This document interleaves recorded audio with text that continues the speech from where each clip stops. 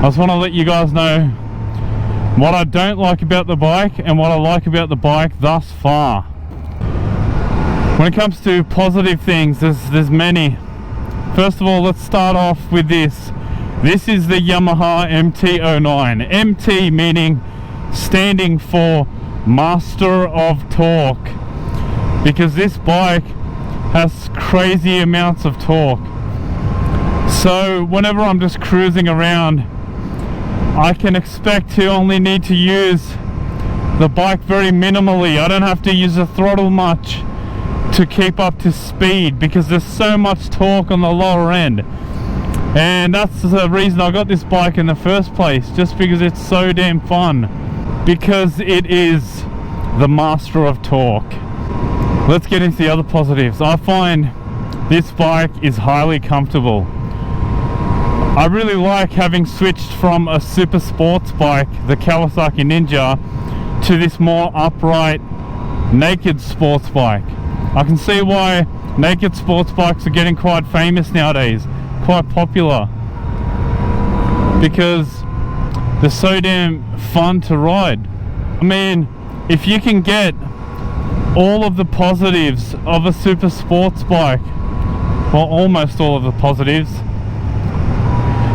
yet be comfortable at the same time, why wouldn't you?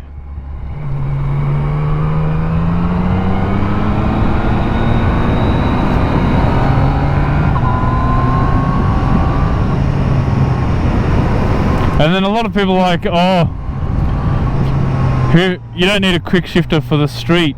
Yeah, obviously you don't need a quick shifter for the street. You don't need it, and that's why most bikes don't have it. But don't you just want one because of how fun it is?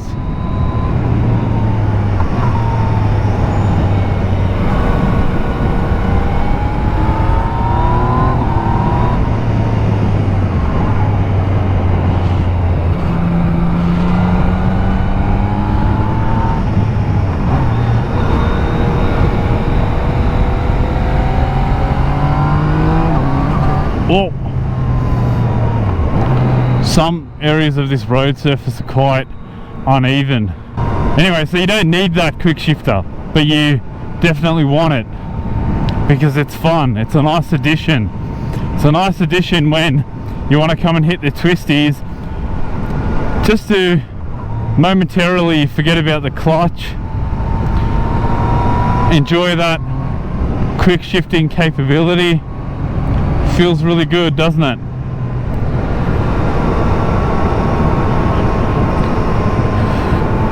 And then let's come to the other positives of this bike. You want to cruise around, you want to ride at ease, chuck it into B mode. If you want to have a lot of excitement and power, chuck it into A mode.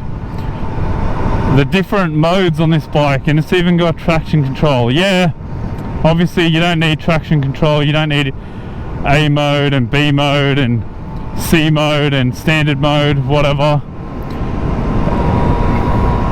And yeah, you don't need a quick shifter, you don't need any of that. And sometimes it is quite fun to go on a basic motorcycle where you've got the throttle, the clutch and the brakes and the gear shifter. Yeah, it feels good, but on this bike you've got the option of switching to the traditional mode of riding or a more advanced modern way of riding. I don't know if this is exclusive to the break-in period, but this bike had the worst mileage so far. I would get about 150 to 200 kilometers on a full tank at the most. And 200 was a very rare occasion where I had to ride like a grandma.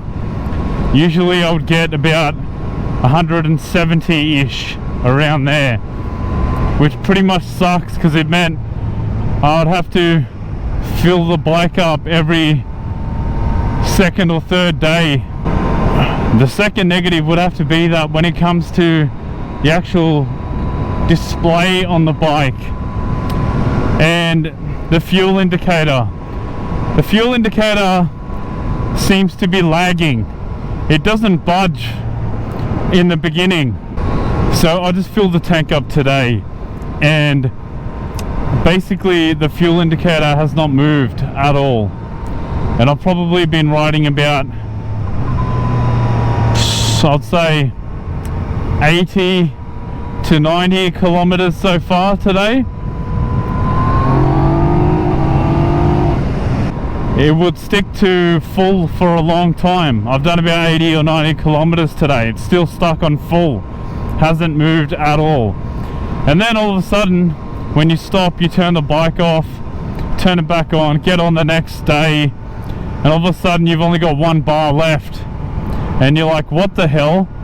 So you start riding and going to the petrol station because you think you've only got 1 bar left and you need fuel straight away. As you're on the way to the petrol station, all of a sudden the bars move up and the bike realizes, oh, actually I've got more fuel than I thought I had while I was standing. And I don't mean you go from standing to riding and immediately changes. No, it's more like you ride for 5 or 10 kilometers and you're almost at the petrol station, and then the bike goes boom, oops, actually, psych, I actually do have fuel, I was just messing with you. And so that can be quite frustrating. Those are the only two negative things about the bike. Anyway guys, I am heading home now. Thanks for watching. Just can't wait to unleash this bike to its full potential after the first service has been done. Anyway, I will catch you guys on the next one. Thank you for watching.